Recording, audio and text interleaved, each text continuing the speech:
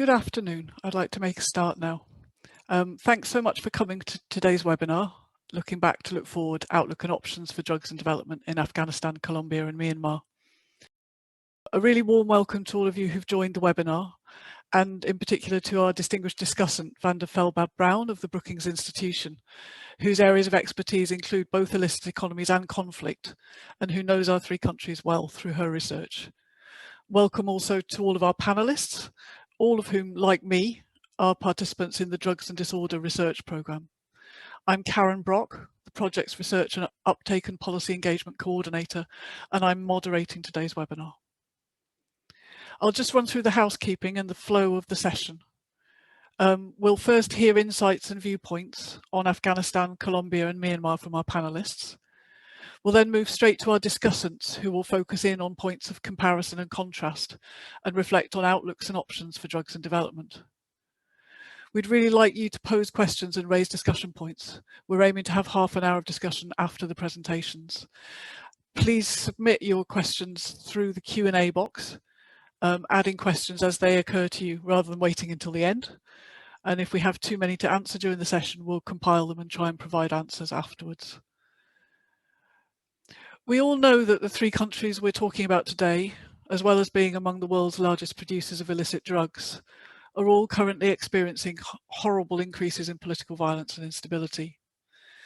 So before launching into a scholarly discussion of drugs and development policy, I just want to acknowledge the immeasurably high human costs of the current waves of violence and bring our awareness for a moment to those who are victims of violence and human rights violations. To introduce today's event, I'm going to say a few words about drugs and disorder before introducing the panelists. So Drugs and Disorder is a 4-year research project, currently halfway through its final year. We're an international research collaboration involving some 50 leading researchers from 12 institutions, and we're working on the interfaces between illicit drugs, development and peace building in Afghanistan, Colombia and Myanmar. The project aims to help transform debates, practices and policies relating to drugs and development in conflict-affected borderlands. As a research project, we're doing this partly through generating a robust evidence base on the role and dynamics of illicit drug economies in the 8 borderland areas of Afghanistan, Colombia and Myanmar where we work. This evidence base is growing really rapidly in the final months of our programme. We recently edited a special issue of the International Journal of Drugs Policy, and there are many, many papers, articles, briefs and books in the pipeline, as well as life histories, comics and animations. The best ways to learn more about these publications are to visit our website or to sign up for our newsletter. Please do, because there's a lot on its way and there's a lot to learn. In addition to generating evidence, a second thread of our work concerns policy engagement. In this engagement work, we aim not just to share our evidence with policymakers, but also to help convene critical conversations and to seed new ideas about addressing development challenges in drugs-affected borderlands. We do this work in a number of ways, including a policy lab bringing together researchers and policymakers in sustained cycles of learning, public events like this one, and things like tailored briefings for those who are making and implementing development and peace building policy in the places where we work. But more than this, in each country, our teams undertake different engagement activities. Some of these are technical, some are more political. Others are based in ongoing strands of work in health, education or agriculture. We'll learn more about some of these today. So as part of this country-based policy engagement work, our teams have mapped and analysed the evolution of drugs policy and its intersection with development and peace building policies. This in-depth detailed analysis is captured in 3 working papers, the links to which are about to be posted in the chat box, which are the springboard for this event. Key insights from these papers are the basis of today's panel presentations, together with viewpoints on the current situation and reflections on policy engagement and what the future might hold. So, without further ado, we're going to turn first to Afghanistan, where we're going to hear from Ozala Nemat, the Director of the Afghanistan Research and Evaluation Unit, which leads on policy engagement in Afghanistan. Hi, Ozala. And Adam Payne, Visiting Professor from the Swedish University of Agricultural Sciences and a long-time researcher on Afghanistan. I'll hand you first to Ozala, and I believe Ozala and Adam will go back and forth between them to hear more about the work in Afghanistan. Over to you, Ozala. Thank you very much. Thank you, Karen. It's a pleasure to be here, and good afternoon, good day, good evening to everyone.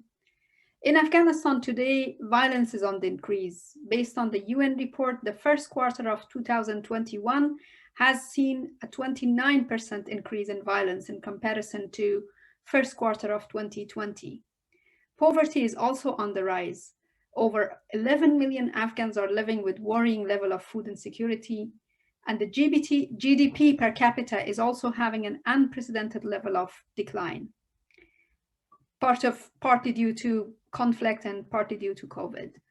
The planned withdrawal of international military forces is already having an effect on Afghanistan's economic and political stability, creating an atmosphere of anxiety and uncertainty, as there is no clear sight of the ongoing peace process coming to fruition. Afghanistan's borderlands, similar to other landlocked countries, are more than simple geographical boundary.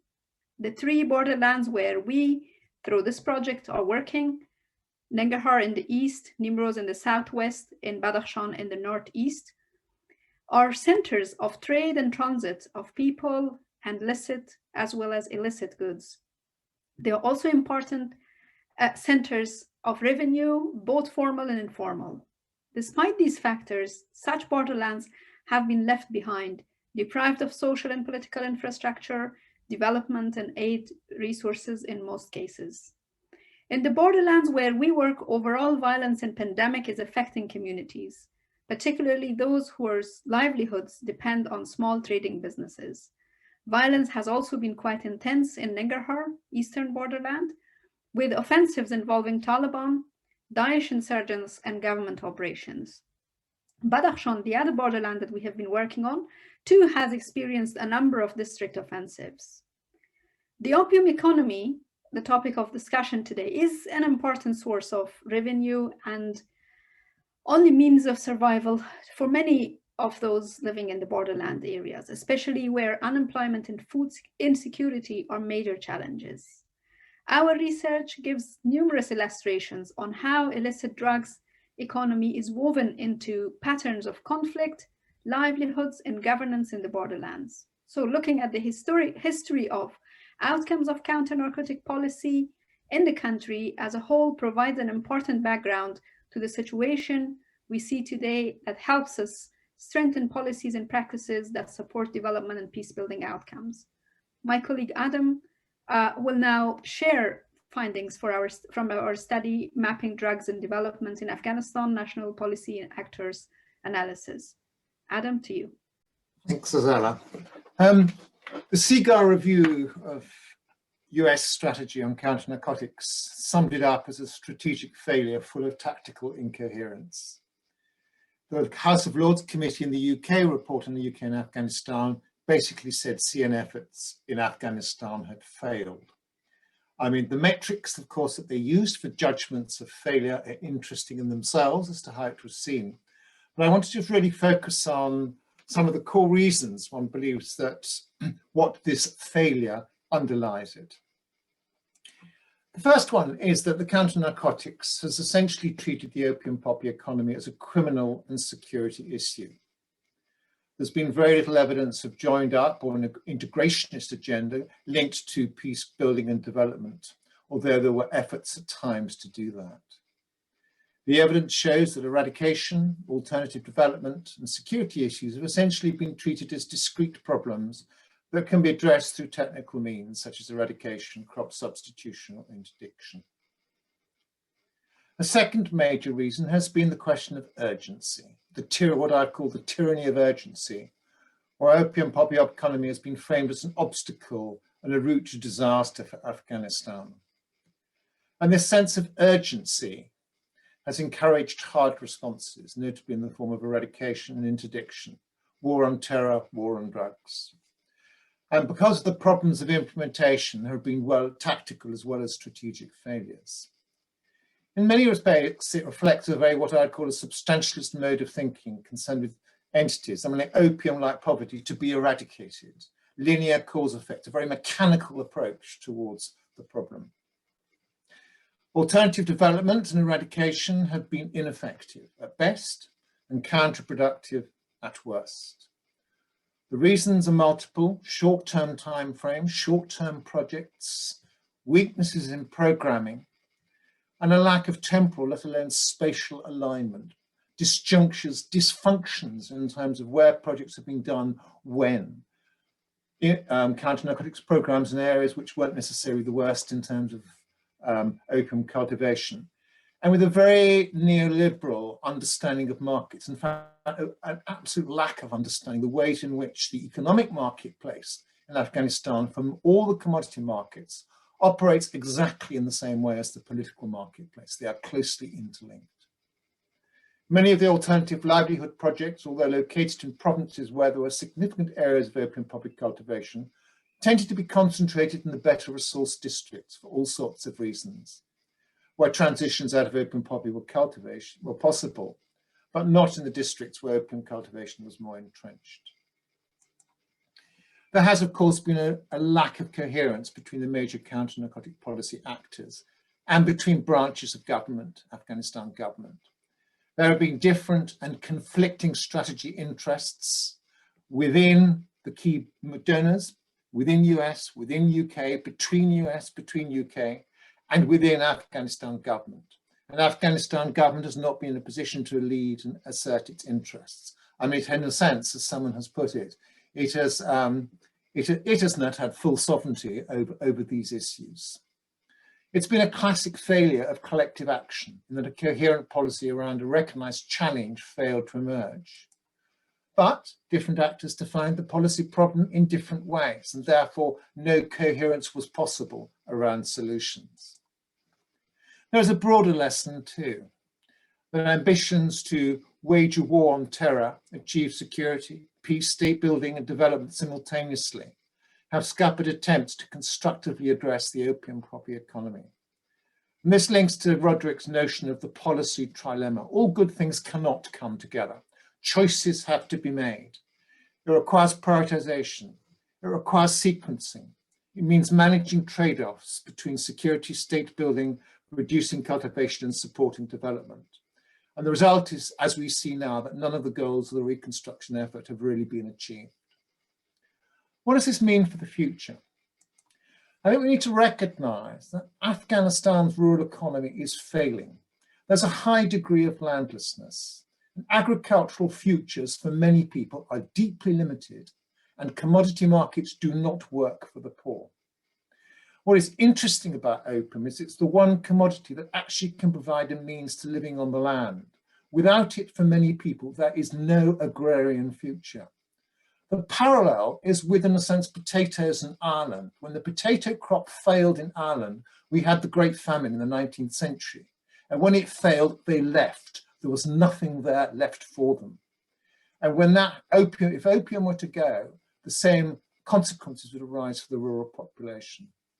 This has enormous implications for the futures of poor people living in rural areas. Ozala, over to you. Thank you, Adam. So from what we heard from you and based on the observation, what we can see and observe is that unfortunately, despite all this reality, for the government of Afghanistan, the issue of drugs in poppy cultivation has not been a real priority so far. It is referred to in a limited way in major policy documents without much clarity on policy and program, particularly how to learn from such lessons of the past practices in the case of Afghanistan. The Taliban, as the main armed opposition group fighting the government, are also using the issue of counter-narcotics and drugs issues as a PR strategy.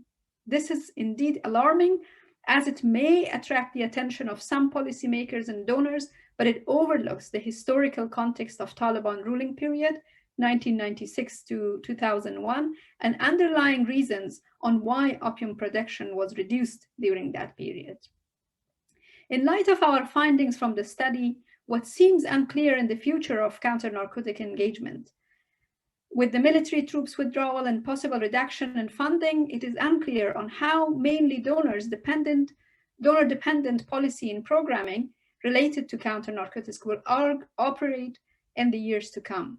For most donors, their commitment to counter-narcotic funding is more concerned with the domestic issue of drugs in the streets of their own capital cities rather than where it actually is produced and processed. This all indicates the fact that we are heading towards an ambiguous direction with no clarity of where the counter-narcotic efforts will be headed in the years to come. Nevertheless, learning from the lessons of past, we propose an effective engagement with policy and practice using research and evidence to influence key players and making an implementation of counter-narcotic policies, including government, donors, and civil society. Now, speaking as a director of a policy research organization like AREU, it seems to me that most important challenge is simply to keep drugs on the table as part of the agenda, as something that needs to be included in the policy and practice, to keep knocking at the doors, but somewhat important of the knocking at the right doors. And it's now the time to raise this question to the government of Afghanistan or the president in person about who exactly is in charge of the counter-narcotic policies in a strategic direction. In sum, putting the recipient communities as the core part of the discussions and debates around policy and program intervention is most critical, as for them, it's about their livelihoods, it's about their everyday life and how that will change or not change as a result of such interventions. Thank you for your attention. Thanks very much, Orzala and Adam. Really great to hear about Afghanistan. We're going to move now to Colombia, where many members of our research team are currently in the field in the most challenging of circumstances.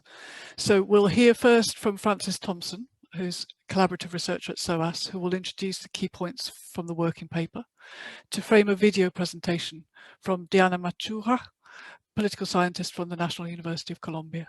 So I pass it over to you, Francis. Good afternoon, everyone. So as Karen mentioned, unfortunately, none of our colleagues from the Universidad Nacional who authored the working paper that's part of the discussion today could be here. So I've come instead as a member of the Drugs and Disorder Colombia team. I've been working closely with colleagues at the Nacional. So the working paper prepared by my colleagues highlights at least 6 key characteristics of drug policy in Colombia, which I'd like to briefly outline. The first is just how closely linked the war on drugs has been with counterinsurgency in Colombia. And the linking of counterinsurgency and counter-narcotics has meant that the war on drugs has been fairly selective in Colombia. For example, for years, the Colombian government did not pursue the anti-insurgent AUC paramilitaries, despite their known involvement in the narcotics trade. A second point, key point from this report is that the war on drugs has mainly been focused on illicit crop eradication, which reveals a clear contrast within the political system in Colombia. Because on the one hand, peasant farmers who grow coca have been criminalized and excluded from the political system, including decision-making about drugs policy. And on the other hand, people higher up the narco-trafficking value chain have been able to permeate the very same political system that remains closed to coca growers. Third, and notwithstanding the previous point, the Colombian political system is largely democratic and competitive, but anti-drug policymaking is not. Citizens of the rural regions that are most affected by illicit drug policies and illicit drugs have no say in these policies.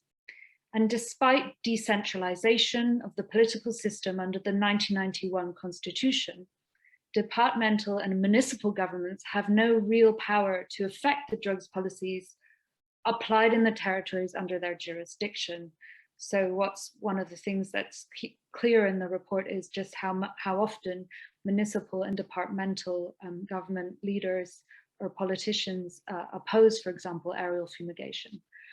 Now, one of the reasons for this centralized drug policy making is the influence of the US government, which has played a major role in Colombia's drug policy.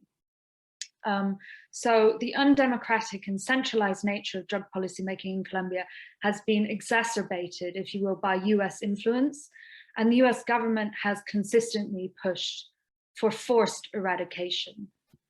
The fifth point is that the undemocratic nature of Colombian drug policy has been partly counterbalanced by the judicial system and strategic litigation by civil society organizations within Colombia.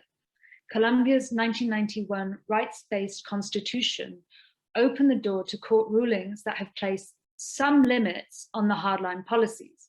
For example, the Constitutional Court affirmed that indigenous and Afro communities must be consulted if the government is going to fumigate their territories. Sixth, and finally, in addition to the 1991 constitution, another window for change in Colombia's drug policy has been the 2016 peace accords between the FARC-EP and the Santos government. The tensions outlined above led to the inclusion of point 4 in the peace agreement, which advocates for a development-oriented and participatory approach to drug control and for voluntary coca eradication through a crop substitution program. Nevertheless, the final version of the peace accord also explicitly allows the state to reintroduce aerial fumigations if voluntary substitution is not possible.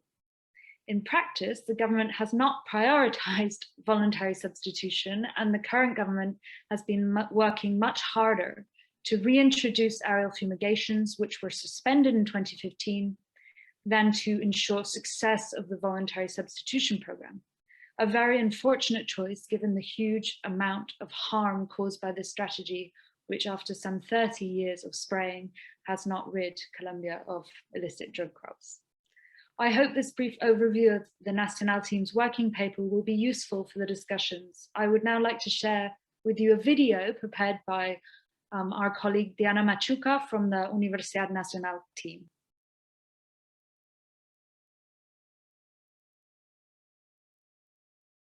The Universidad Nacional team regrets not being able to attend this important event. However, we would like to share through this video some key insights about our working paper, our concerns of the current situation of political violence associated with the national strike, and also to share our view of the current situation related to the drug development policy in our country.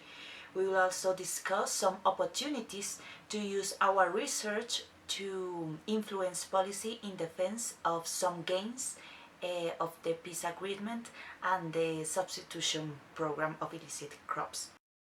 So today Colombia is facing a significant increase of political violence. Since the beginning of the national strike that began on April 28th, different NGOs have denounced massive cases of police brutality against demonstrators. And the numbers are terrifying. So more than 500 people are missing. At least 45 people have been murdered in clashes with the police. More than 1,000 arbitrary detention cases have been registered, and there have been 12 victims of sexual violence perpetrated by the police. And day by day, these numbers are increasing. Before the national strike, the situation wasn't better. So we have registered the murder of more than 900 social leaders and 276 former combatants of FARC guerrilla since the peace agreement was signed in 2016. The Colombian national strike has several and different purposes. The main and the most representative was to topple a tax reform. The demonstrators has achieved this aim. However, the grievances do not end with taxation. The strike committee has a long list of demands. Given our focus on drugs, development and conflict, we would like to remark two of these demands. So the first one is to accomplish the peace agreement implementation, and the second one is to stop the return of aerial spraying with glyphosate to reduce illicit crops. The analysis of our working paper, in which we characterize the anti-drug policy in Colombia and identify some key actors and strategies that have been used in this policy trajectory, provides a good background and context of these two demands. So regarding this context, our paper details the way that the decision-making process of anti-drug policy has been heavily centralized in the executive branch and some security agencies, including some US agencies that have played an important role through financing some anti-narcotic and counterinsurgency plans like Plan Colombia. This model has undermined democratic principles like citizens' participation in public policy. It also has a notable impact on the exclusion of local authorities from the decision process. For instance, governors and mayors have faced the catastrophic consequences of aerial spraying, but they don't have any vote or voice in this decision-making process.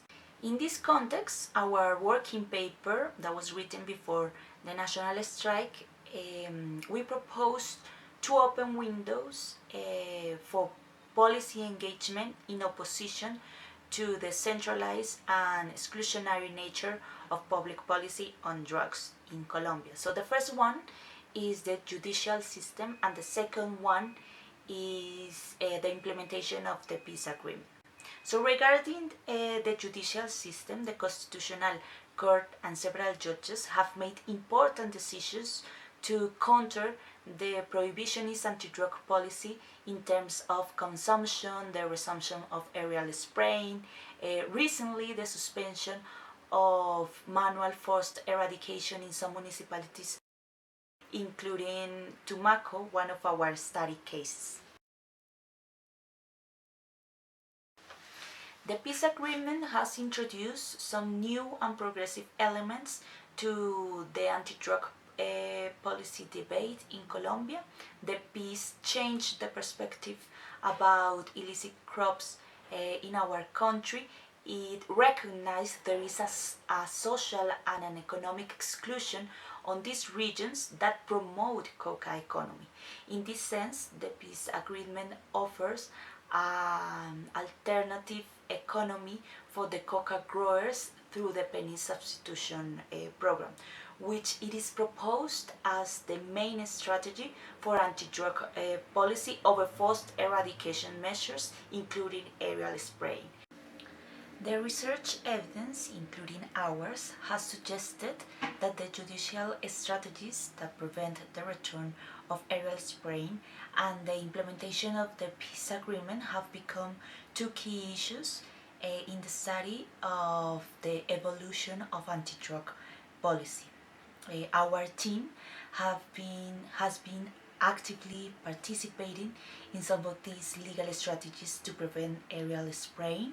We are also in the process of carrying out a second survey that evaluates the substitution program implementation. Likewise, this survey will fit some of our legal strategies that we are organizing with the help of some social leaders in Tumaco, one of our study regions, with the purpose of defending the PENIS, the substitution program implementation.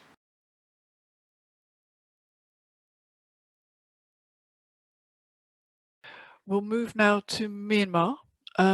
Our colleagues from Myanmar are sadly currently unable to participate in events like this at the moment, but today they are very ably represented by Patrick Meehan, postdoctoral research fellow at SOAS, who will be speaking to the Myanmar working paper. Over to you, Pat. Hi, thank you, Karen. Good afternoon, everyone.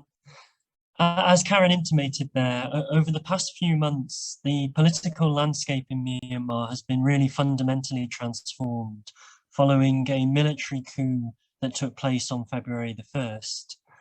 The coup came hours before the country's parliament had been due to sit for the first time since the general election that had taken place in November 2020, and which had delivered a second landslide victory for the National League for Democracy, led by Aung San Suu Kyi. The coup has been followed by ongoing strikes and nationwide protests, and subsequent brutal violence and repression by the army and the police. However, although this violence has quelled some of the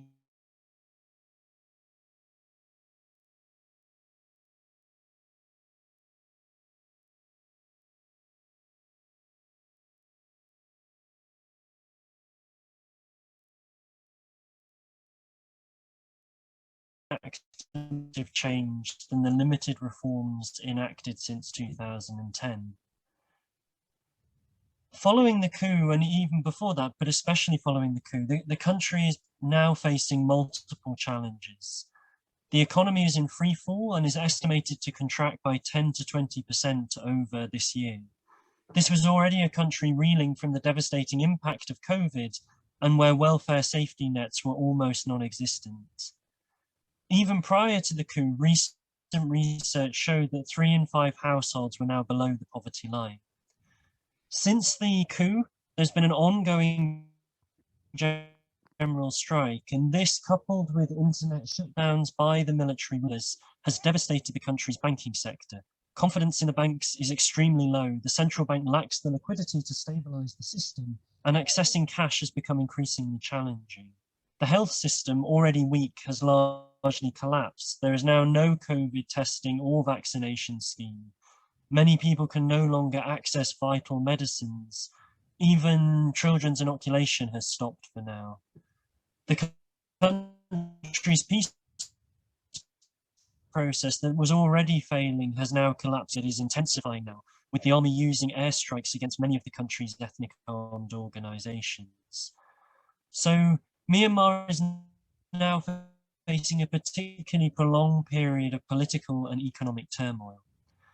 The coup has also had a major impact on our own project. Our work in Myanmar has been motivated by a concern to try to better understand and respond to the drug issues facing marginalized borderland communities. The research partners we work with in Shan State and Kachin states in the north and east of the country had sought to use the political space that had opened after 2010 to pursue research and engagement on highly sensitive issues around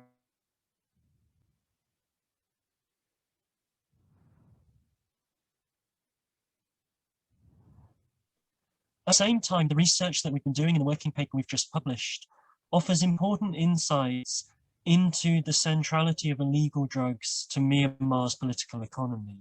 Reviewing these insights suggests how the situation now unfolding in Myanmar is likely to exacerbate the long-standing challenges surrounding drugs. And I think it suggests some important entry points regarding drug issues now in Myanmar. So in the remainder of my talk now, I just want to set out some of the key insights from our research. Next slide, sorry, Louise. I want to begin by briefly setting out a few foundational points, I guess, around drug issues and the policy context in Myanmar.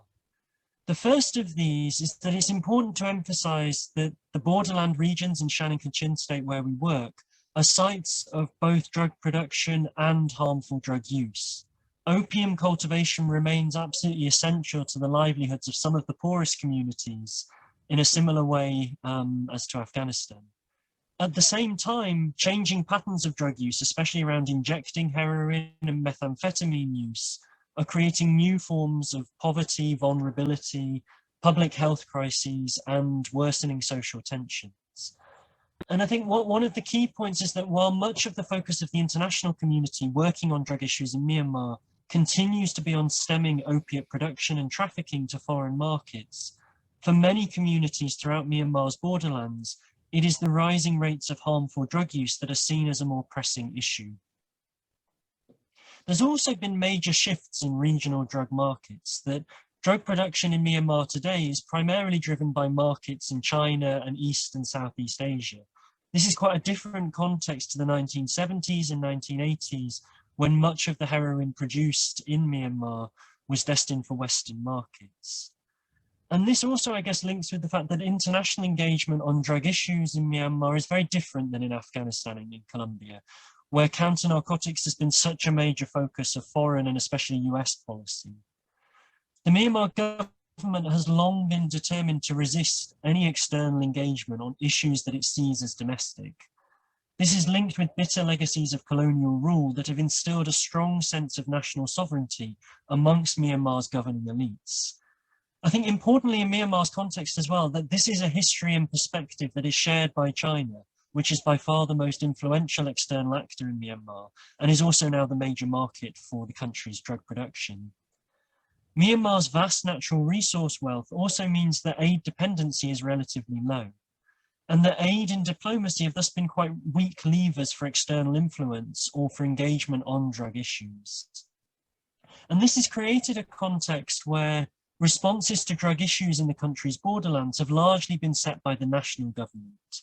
And I think this is a really important point to make, because tackling drugs has really been a much lower concern for the Myanmar military than other strategic priorities around state building, counterinsurgency, resource extraction and trade. And the military has often sought to co-opt the drug trade to meet these priorities. For example, rather than seeking a political solution to the country's decades-long armed conflict, the Myanmar army has instead sought to secure control over contested borderland territories through a prolonged process of militarization, some of which has been funded by informal protection rackets around drugs and other illegal commodities. Deals around the drug trade were also an important aspect of some of the ceasefire arrangements in the country's borderlands, while army-backed militias have become an important counterinsurgency force and are also now key players in the drug trade. In turn, for some of the country's ethnic armed organizations, generating revenue from the drug economy has remained a part of ongoing resistance and state-building efforts of their own. And this has created an environment in which there is strong vested interest on all sides to avoid tackling the drug trade. Drugs are also embedded in the country's economic development.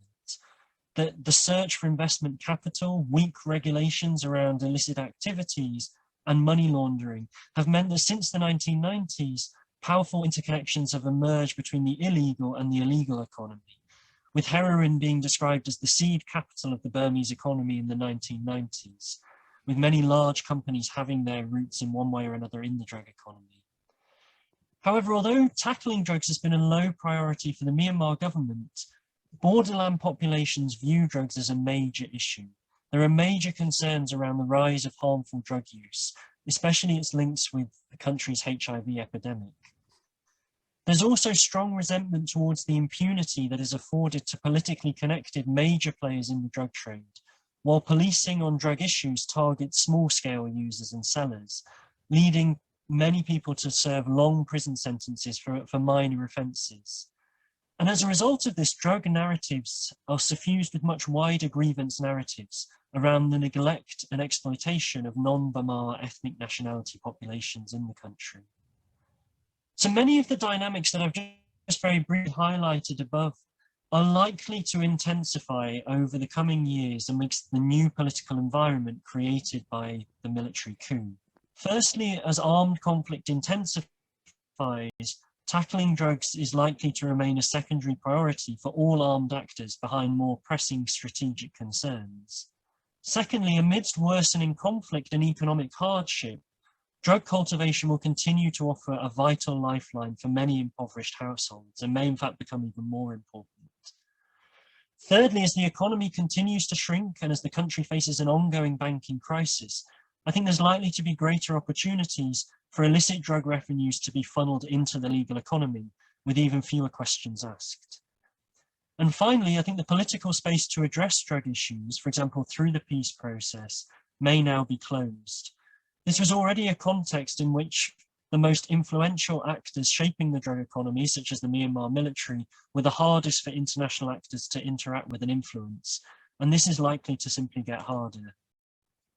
So I want to end these brief reflections on Myanmar by reflecting on the sentiments expressed by a youth leader in Shan State in one of our interviews. So the quote is there, but I'll just read it out. "I think without a political solution, there will not be peace. And without peace, these drug issues will continue to be an issue. Therefore, there needs to be a political settlement or resolution. But I don't mean to say the issues of drugs should be tackled only when there is peace. Both issues need to be tackled at the same time in parallel. You cannot wait till we achieve peace, as if we wait till then, we will all be gone. These sentiments, I think, epitomise the difficulties of addressing drug issues in contested areas of Myanmar. The intersections between drugs, armed conflict, and how the state functions are central to explaining why drug production is so concentrated in Myanmar's borderlands. And this, of course, requires political solutions. However, there's also an urgent need to consider how to mitigate worsening drug-related harms in Myanmar, considering that peace remains as distant as ever, and in light of the context we're now dealing with following the coup. In our own work in Myanmar, the partners have always been aware of the tenuous nature of Myanmar's reforms since 2010, and how little political space had opened up at a national level to engage on drug issues, or to pursue the big politics of finding a solution to the conflict. Instead, our focus has been much more on engaging with and trying to bridge divides between local stakeholders engaged on drug issues, such as youth groups, church-based organisations, local political parties, and anti-drug social movements, and also international NGO harm reduction programmes, as a way of trying to see how our research can strengthen communities of care around drug issues.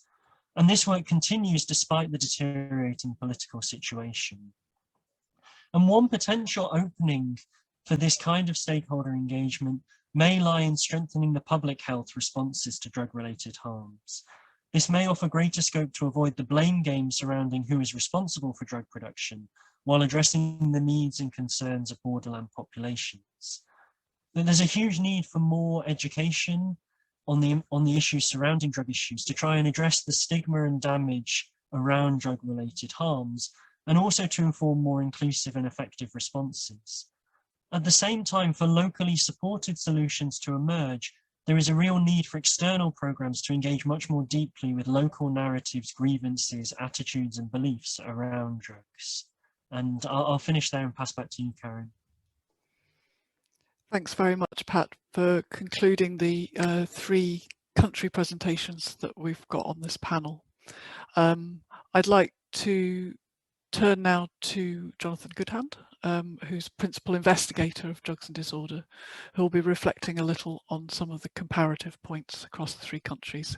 And I would encourage you all to add your questions to the Q&A box if they are rising up for you from any of the 3 country presentations, or as Jonathan speaks, and after him, Vanda, to add questions about those presentations. Jonathan, over to you. Thanks very much, Karen. Thank you. So, first thing to say is that the working papers provide an historicised and contextualised analysis of policymaking processes in the fields of drugs, development and peace building. And it's worth emphasising that there's a lot of rich detail in these papers that can't be presented or engaged with today. As well as that, the studies provide the foundations for comparative analysis of policymaking.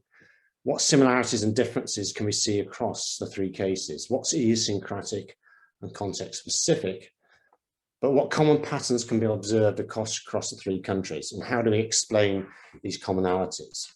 And finally, how can this comparative analysis inform efforts to reform and strengthen policies and practices aiming to address illicit economies and support development of peace-building processes? So in my short input today, I want to highlight 4 short comparative observations and then conclude with a reflection on how these studies resonate with and talk to contemporary challenges for policymakers and researchers engaged in contexts that are going through major moments of rupture. So first, the policymaking processes are shaped by very different political environments. There are marked differences across the cases in terms of the level of the internationalization of policymaking. At one extreme, we have Afghanistan, which Adam referred to, and Orzala, where policymaking has been dominated by international actors because of the sheer scale of the external, financial, military, and diplomatic footprint there. In Myanmar, there's been much greater domestic ownership over policymaking, although in relation to drug issues, this ownership has manifested itself in the targeting of vulnerable borderland populations while not tackling groups that have grown wealthy on the drugs trade. There are also marked differences in the political systems and cultures of the three countries, of course, and this in turn shapes policymaking processes. So, for example, as Francis mentioned, Colombia has a democratic political system, which means that to some extent institutions such as the judiciary can provide a measure of oversight and potentially act as a check on more repressive drug policies. But these formal safeguards don't exist, or at least to the same extent, in Afghanistan and Myanmar. Now, at the same time, real policy making on drugs in all three countries tends to take place in informal and often militarized settings and spaces with very limited formal or public oversight. And in all three countries, perhaps because of this, approaches have often amplified the violence of drug economies and undermined people-centered and developmental approaches. So, for example, fusing counterinsurgency and counter-narcotics, the focus on forced drug eradication, or the securitization of borders. Second, policymaking is a political, not merely a technical response. Now, this is hardly an original insight, but it's worth emphasizing that drug policymaking processes may have only a very loose connection to the issues they're purportedly meant to be addressing. Across the three countries, drug policymaking can be seen often as a form of performance, a type of theatre which involves generating clear narratives and playing to different, often external audiences. So being seen to be hard on drugs can burnish your international or domestic credentials. Signing up to the war on drugs can enable other goals to be pursued that have very little to do with drugs. For example, cementing alliances with external actors, gaining access to resources, taking out competitors, consolidating control over frontier spaces. So the question may not be, why do policies fail to achieve stated goals, but what do different actors gain by signing up to such policies, even when they are manifestly not working in their own terms? And this helps us understand the often tenuous relationship between bodies of evidence and drugs policy making. Also, as programs get operationalized and mediated through layers of intermediaries, and when they hit the ground, they frequently diverge from the goals enshrined in formal policy documents.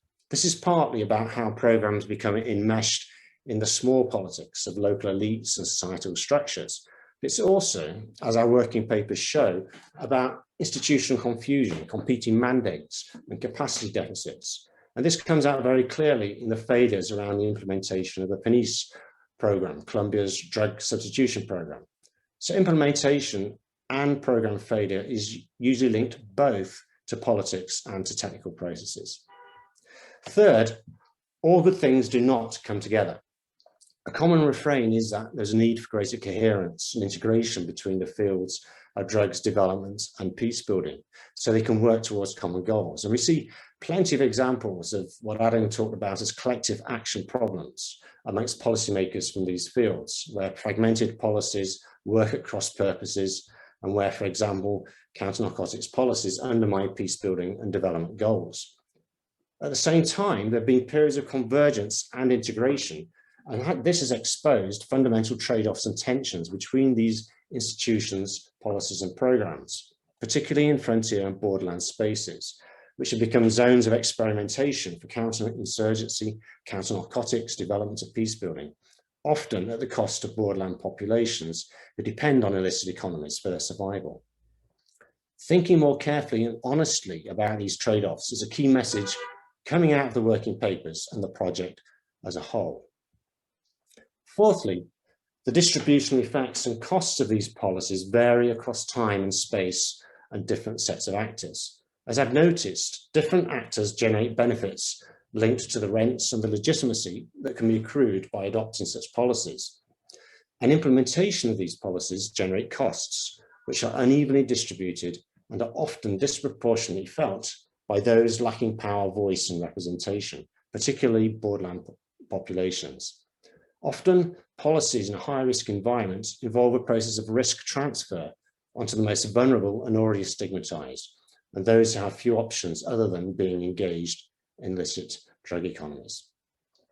So to finish off and to move on to the current challenges, all three countries, which in 2017, when our project started, were at least notionally going through water peace transitions, and they're now experiencing intensified violence, increasing inequalities, and growing illicit economies, while efforts to address these phenomena have often left baleful legacies and often intensified the problems.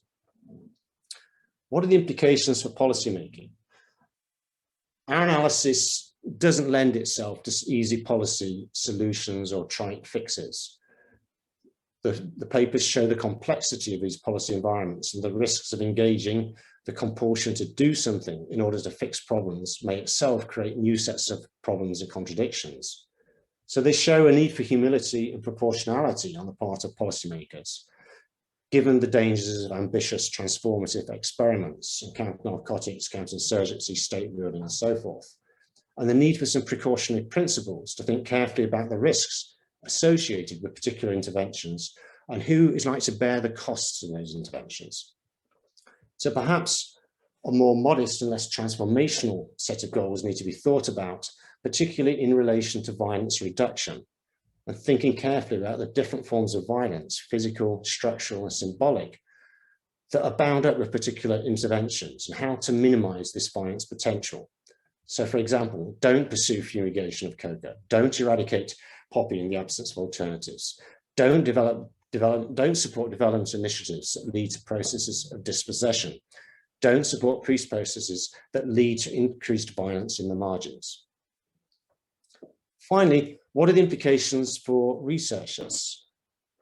This is a question for us as members of an international research project with strong partners and networks in these regions who are seeking to respond to the challenges currently being felt and to act upon the evidence and the findings that we're creating.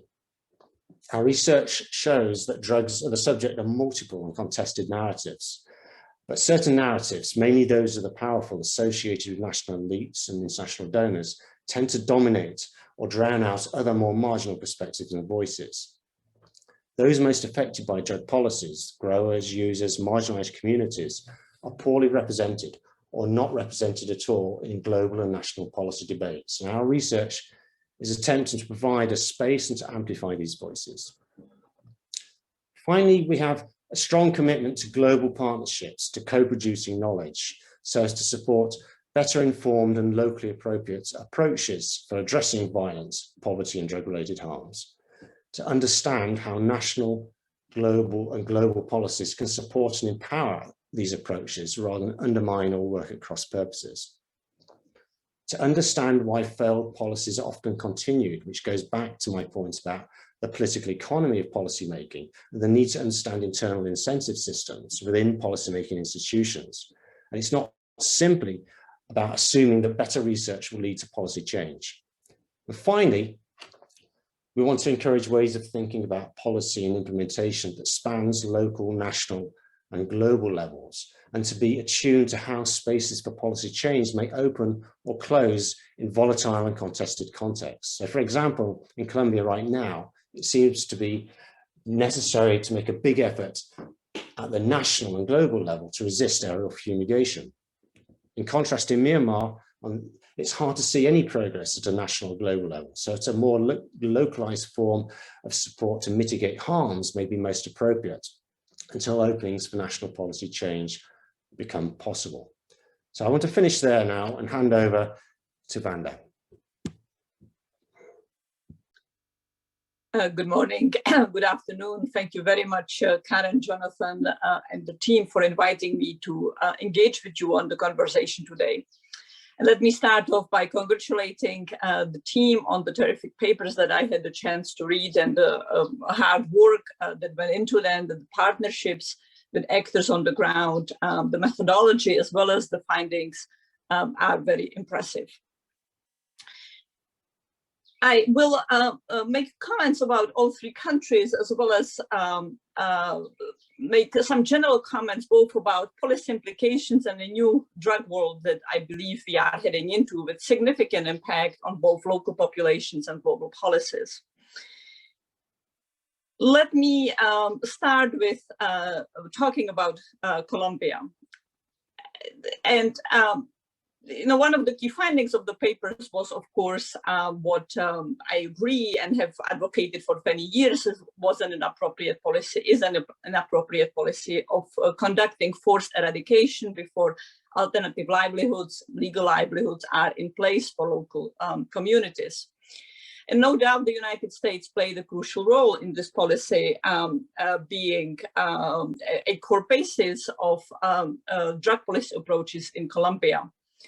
I would, however, posit that the so-called zero coca concept, which essentially means that no alternative livelihood programs are delivered until all coca is eradicated in a particular livelihoods, a deeply flawed and ineffective and counterproductive policy, is deeply ingrained in the Colombian policymaking elite. And in fact, something that way predates the current administration of Ivan Duque, whose counter-narcotics policy, as we have heard, have tended to prioritize forced eradication and the resurrection of alternative livelihoods. We have seen this emphasis similarly in the Santos administrations and well before that. And in fact, there were several instances, crucial instances in policymaking when the United States was telling the Colombian government, we don't insist on zero coca. Yes, we want to see the reduction of crops, but it doesn't have to be sequenced this way. And yet the Colombian policymakers have always returned to zero coca, namely all coca is eradicated before alternative livelihood programs are delivered. And they often or almost always consist of the same model, which is a delivery of immediate financial handouts for between half a year to 2 years after, and some assistance toward value-added chains, perhaps infrastructure. The payments are always too short and never really fully account for the economic loss to a household as a result of having to eradicate all of its coca crops before any kind of legal livelihoods can materialize. And indeed, a fundamental problem with the Colombian approach, and one that we see both in the larger FARC peace deal and that we see also in our other countries, including Afghanistan and for that matter Myanmar, is vastly inappropriate and optimistic timelines of how fast alternative livelihoods can be generated, robust incomes for both individual households, and overall reduce this pan of illicit crop cultivation in the country. But the appropriate timelines really being decades of well-designed, well-funded, well-resourced, constantly adapted alternative livelihoods policies. And the timelines that both national governments and donors have in mind are often in the span of months or years. Something I will come back to in the larger issues. And so we see that constantly with the design of programs like PNIS and PEDET, which is the way the voluntary coca substitution was operationalized in the FARC peace agreement under the Santos administration, something that the Duque administration went away from or has tried to go away from. Not fully doing so because it's enshrined in the agreement and in law, but certainly embraced with the greatest reluctance, and I would say a lot of chagrin that it was settled with those policies. But even in the Santos administrations, there were significant problems with the design, conceptualization, operationalization of both PNIS and PEDET. And so what we're seeing today is both expensive programs that the government is reluctant to adopt, a lot of local dissatisfaction and problematic design, all conspiring to producing both robust coca cultivation and immense disappointment among local people, which is a point that I want to end in the Colombia, namely that in the Colombia settings, going back to the 1980s, we see over and over that coca farmers are persuaded to eradicate all coca, that's the zero coca approach, and promise alternative livelihoods to offset and improve their lives. the latter never happens. And so each time we approach farmers to do this, the more reluctant, obviously, they become to sign up to even voluntary eradication programs. I've argued in lots of my work that instead, we should focus on areas where progress can be achieved relatively quickly, relatively easily, and simply live for significant amount of time with illicit crop cultivation in other areas, which is a good transition to Afghanistan, where Adam criticized that as one element of the problematic design of alternative livelihoods, saying that they focused on areas that where progress was achievable and did not reach more contested, more far away districts where obviously where poppy cultivation could easily relocate. That is indeed the case. I would also emphasize to all of us that poppy, with this enormous production, is still cultivated only on about 3% of arable land in Afghanistan, which means that it's enormously easy to relocate poppy cultivation to new areas, even if successes through any counter-narcotics means, whether mailed fist eradication or alternative livelihoods, are achievable in the first place. But a larger point that I would like to make about Afghanistan is that Afghanistan proved for the United States, despite the failures that Cigares, others have identified, as a very important break with US drug policies. Namely, when the Obama administration came to office, it essentially defunded all eradication. It left some money for governor-led eradication. Over time, that money withered. To me, that's an enormous positive policy in Afghanistan and a big progress in US counter-narcotics policy. That nonetheless comes with other problematic outcomes. I would have loved to see far more money and support for drug use, for countering drug use and substance abuse disorder problems that are rising in Afghanistan or have risen in Afghanistan as much as in Myanmar, but receiving arguably even far less attention than in Myanmar. But the fact that the US could bring itself to break with insisting on eradication, simply defunding it, was an enormous step forward in US counter-narcotics policy, and something that is being present in the Biden administration drug strategy I'll come back to. But one of the implications for that is the one that Ursula spoke about, that with the withdrawal of US troops, the United States will be increasingly not active or not very robustly active in the drug space in Afghanistan. And we might well see countries like Russia and Iran coming to dominate the international input on the drug policy agenda in the country. Russia, of course, demanding all during the past 2 decades, very aggressive eradication and frequently criticizing the United States for not eradicating enough in Afghanistan. Iran having a mixture of interdiction policies and also sponsoring alternative livelihoods in Herat. And indeed, Jonathan outlined a research agenda going forward, or suggested some points of a research agenda. I would posit that one interesting element would be to see comparative approaches of how Iran has conducted alternative livelihoods, designed them in Herat, and comparing that with the nice work that Patrick and his colleagues did regarding China's alternative livelihoods focused on rubber plantations in Myanmar. The fundamental issue, of course, in Afghanistan is that we are, in my view, on the cusp of radical changes to the current political dispensation. I think it is very, very likely that the Taliban will come to power. I believe it's almost inevitable that it will come to power. The question is to what extent it will be the dominant actor or how constrained it will be in a future Afghan government, how much of a coalition sharing there will be, and the extent of changes to the current political dispensation, potentially seeing radically different political system. And that has profound impacts on drug policy as well. And already we are seeing noises from the Taliban about its plans to ban poppy. the Taliban recently issued a ban on cannabis cultivation in various parts of Afghanistan. All fascinating developments that are both consistent with some of his policies in the 1990s, but also question how much it has learned from how counterproductive the 2001 ban on poppy has been.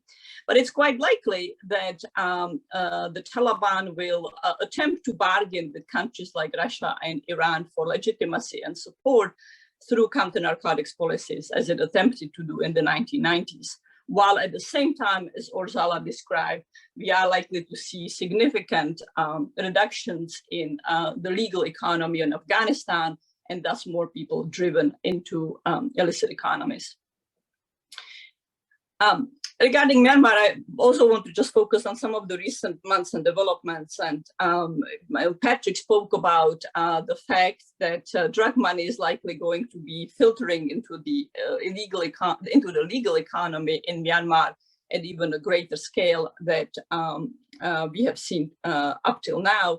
I think that's already happening. We have, for example, seen since February quite a robust expansion of various Chinese drug trafficking enterprises in Myanmar, and not simply in the drug trafficking space, but in investing in casinos, investing in other legal enterprises. One of the consequences likely is going to be significant money laundering. And the Myanmar story is really a good transition to what I believe is a new drug world, a drug world that is far more focused on synthetic drugs in large parts of the world. Already so on the one hand, in all three countries, we are talking about vast cultivation of illicit crops, but at the same time, important user markets, significantly North America, have switched very radically and robustly towards synthetic opioids. And to the extent that cocaine is used in the United States today, it's almost always mixed with fentanyl. And so synthetic opioids and synthetic drugs in general are highly advantageous to drug traffickers. At the same time, they employ many fewer people than the cultivation of crops. That's one of the reasons why they are so advantageous to traffickers. One is the price to weight ratio and the enormous ease of smuggling of drugs like fentanyl or carfentanil in comparison to cocaine or heroin. But the second dimension is that you don't need to control territories. All you need is a house or few, and you can supply very large segments of major international markets. And so that then raises the question of what actors will continue to be interested in counter-narcotics policies abroad. For example, if the US drug market really robustly switches away from cocaine, perhaps the United States will become really quite indifferent to what's happening with drug policies in Colombia. Already, the US drug market is not supplied almost at all from Afghanistan, which was one of the reasons why the Obama administration had the space to defund eradication.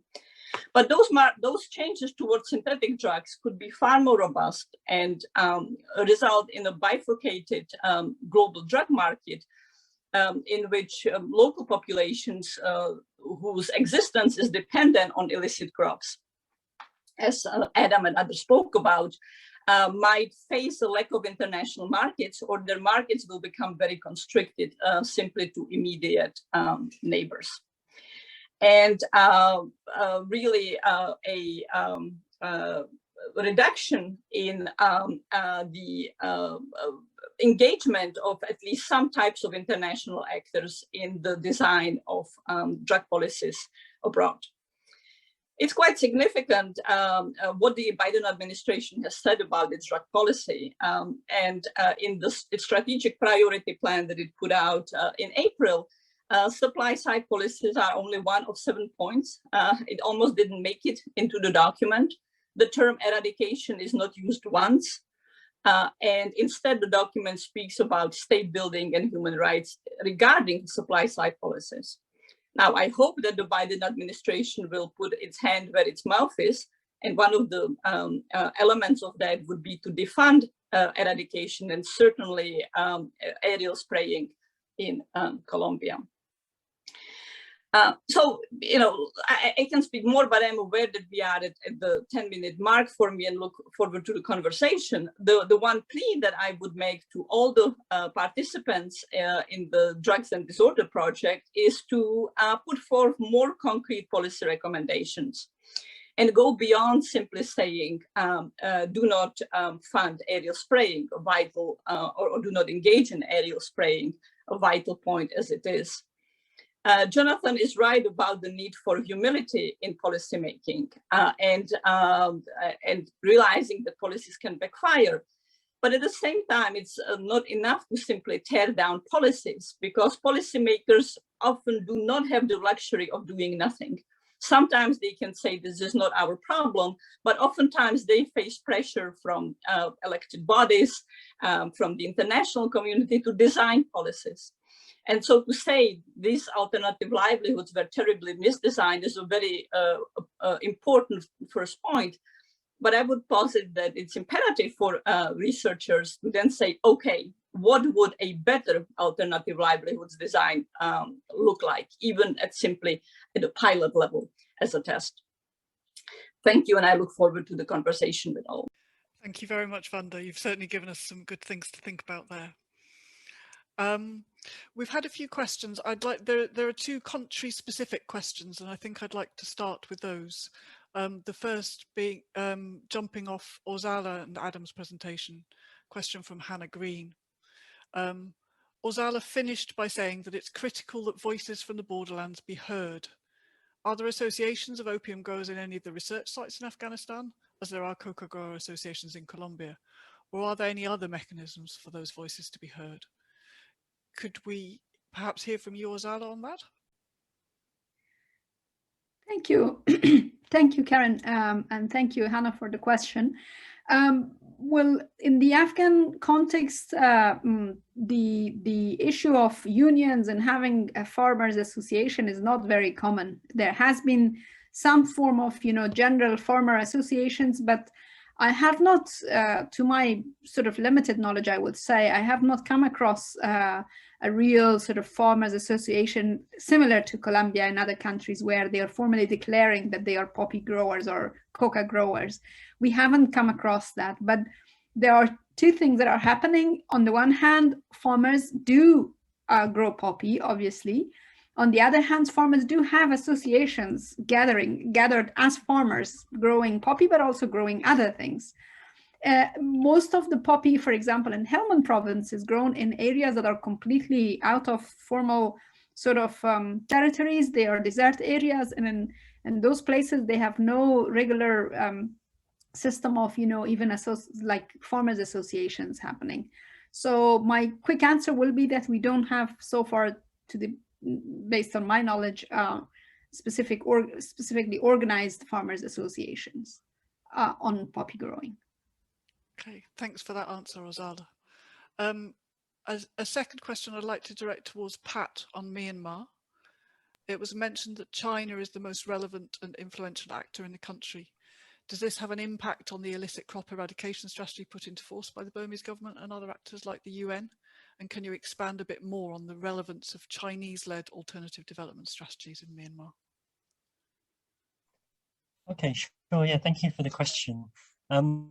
In the working paper itself, there's quite a lot of analysis of the China's engagement in Myanmar around drug issues, especially a large-scale opium replacement program that China began to implement on the Myanmar and also the Laos sides of the border through the early 2000s.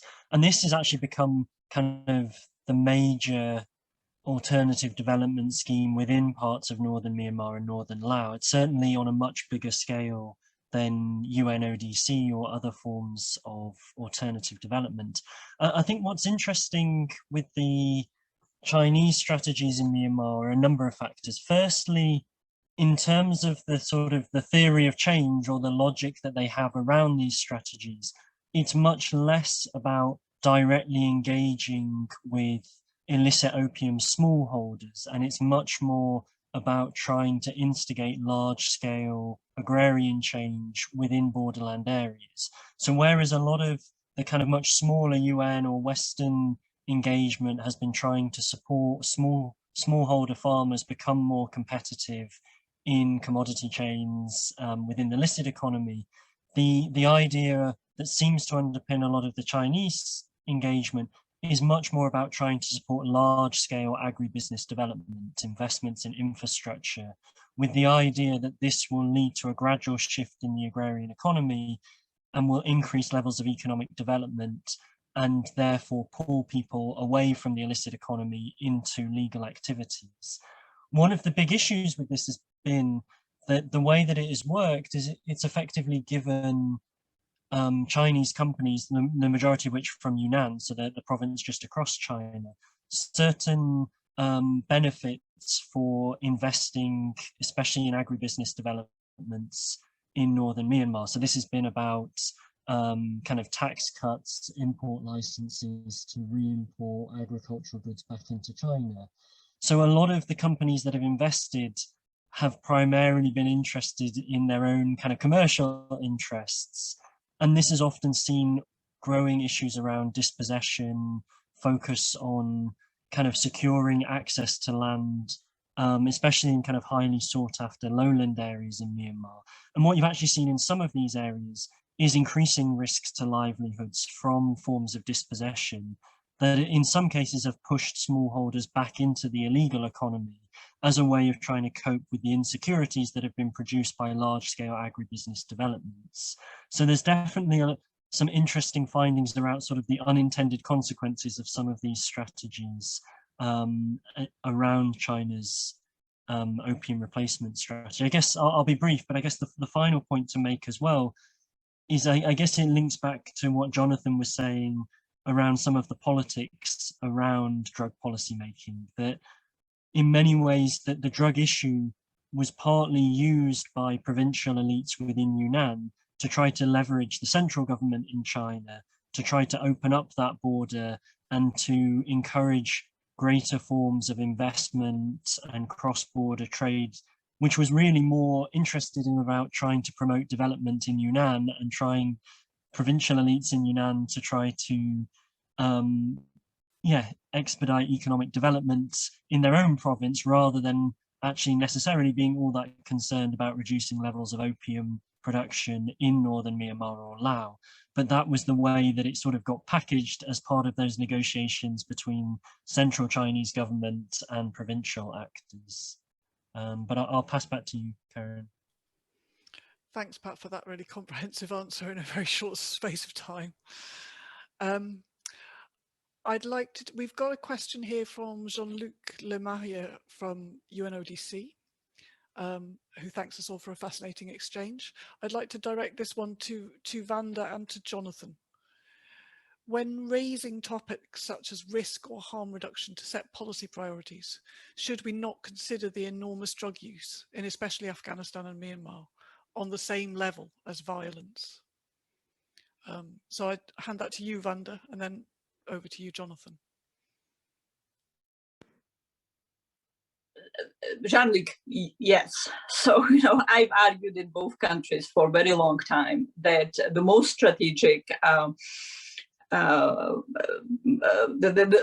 intervention with the greatest potential payoffs would be for international donors, including the United States, to focus on much better provision of treatment and harm reduction.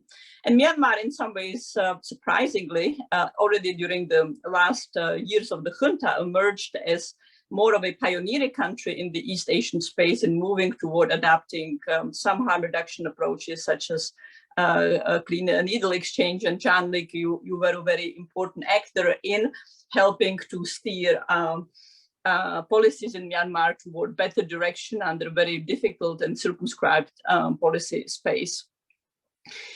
But yes, overall, this has simply generated far less attention and buy-in from the international community than than focus on suppression of trafficking and suppression of production, even though the latter can really be elusive and deeply counterproductive.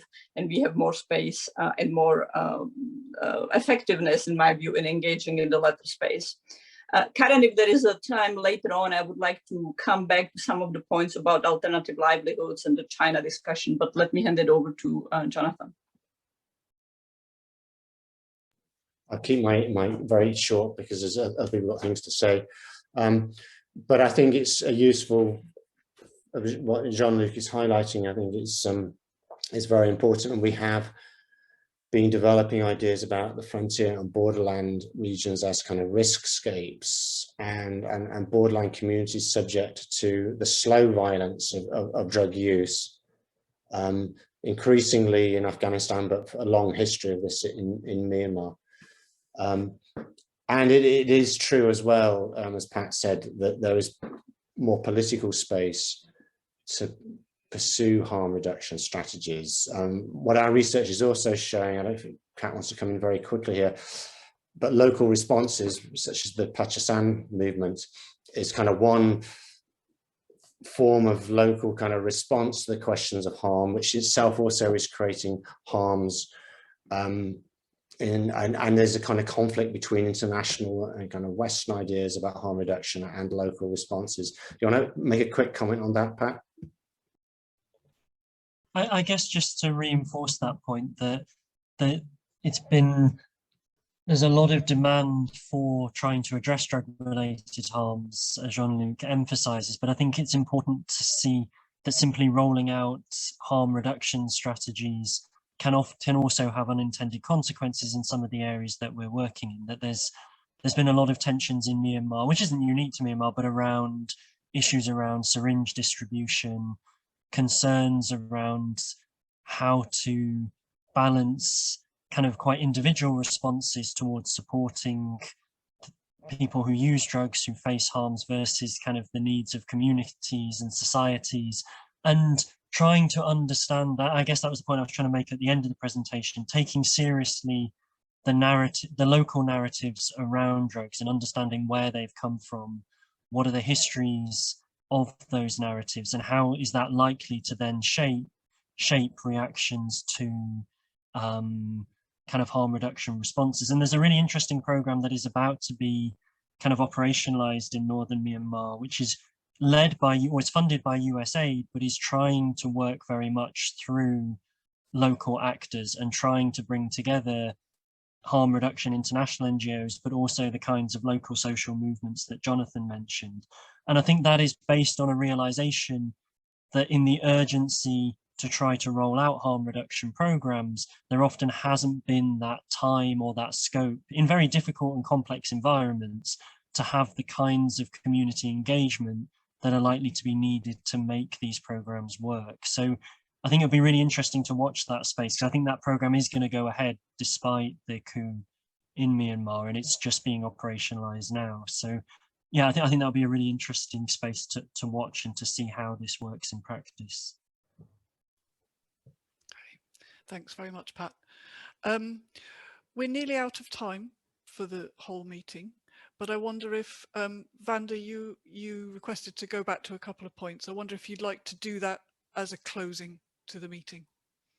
Well, thank you. I think that what the discussion shows is that it's important to move policy analysis beyond simply statements such as eradication doesn't work or alternative livelihoods don't work, but to focus on under what circumstances, with what design and what specificity. And this pertains very much to the discussion about harm reduction and treatment. In the United States, in Central America, there are many programs that are being rolled out as harm reduction or treatment that are woefully ineffective, can be even counterproductive. There is a big movement in Central America and also to some extent Southern Code to provide treatment through Pentecostal churches, which is essentially locking people in facilities to go cold turkey, something that East Asia has its own experience, hardly a way to design policy. So really looking at what would a right design be with very specific elements, getting away from the generalities is, I think, an important trend. And I would just like to close then with one comment, though, at the level of generalities about alternative livelihoods, to emphasize, and this pertains to the Chinese discussion, that when alternative livelihoods work, which on the country level has really been only in Thailand, they have a lot of time, decades, they have a lot of sustained funding, they have capacity to adapt and change policies in their specific design, but they also include the combinations of two factors, both very strong focus on local villages, households, and communities, but an overall growth of the economy and strong focus on value-added chains. Often, if the overall economy doesn't grow, if there are no changes in labor markets broadly in the country, even focus on local small-scale farmers will not allow them to plug into the benefits of a legal economy. And so it's this combination of intervention of both pro-growth, labor pro-growth at the national level and specific assistance to households that is required, something that a place like Myanmar, like Colombia have never really done. Thank you so much for inviting me to this conversation. Thank you very much for coming to this conversation. It's been great to have your input. Can I just invite Jonathan back for a final concluding remark and to close the meeting? Well, just first say thank you to everybody. And I think we're hearing the challenge from Vanda and from Jean-Luc and others very clearly, and we recognize this challenge of we need to go beyond saying what doesn't work. We need to go beyond you know, the need for stronger and more contextualized analysis, and to come up with more specific kinds of ideas and messages about how to engage in these environments. And I guess we're at a stage in the project where we've generated a lot of research and we're still trying to work out what it means in terms of the translation into policy recommendations. So I think the challenge we're hearing loud and clear, we recognize it, and we're working on it, and we hope by the end of this project we will have some more kind of sharper and focused and positive recommendations. And I would just say that the challenge for all of us working in this space, not so unique to your project, which is beautiful. Thank you very much. I think that's a really good note to conclude on. Thank you all very much for attending today. Thank you to the panelists for some excellent presentations. Thank you to the discussants for some really thought-provoking comments. And I will go from there to close the meeting. Thank you very much. I'll see you soon.